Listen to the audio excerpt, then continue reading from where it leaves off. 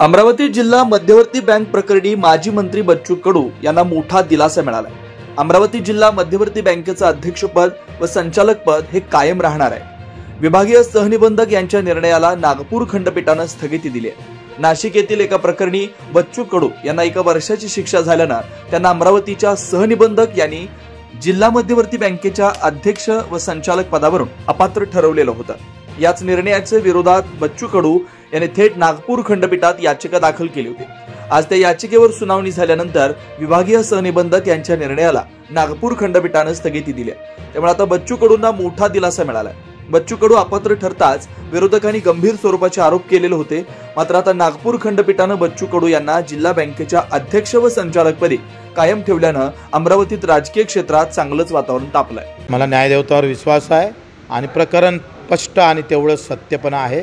माझ्या एकंदरीत सजेला स्टे आलेला आहे, स्थगिती आली आहे। त्याच्यावरून आता मला अपात्र करता येणार नाही आणि प्रचंड खोडतोड झाली। पण 13/5 म्हणजे 13 मेचं पत्र अजूनही मला अपात्रतेचं भेटलं नाही। अजूनही अध्यक्ष म्हणूनच विभागीय निबंधक मला पत्र पाठवतोय। म्हणजे केवढी अनियमितता आहे, केवढी खोडतोड आहे। मला वाटते आंदोलन संपल्याबरोबर लगेच फोन केले असन, सांगितलं असन की बच्चू कडूला पत्र काढा। पण त्या विभागीय निबंधकांना 13/5चं पत्र आणि ते मला वाटते 1 महिन्यानंतर काढलं। म्हणजे राजकीय दबाव किती असतं, कसा सूट घेतल्या जातं। अशाच वेगवान घडामोडी पाहण्यासाठी आमच्या चॅनलला लाईक व सबस्क्राईब करायला विसरू नका।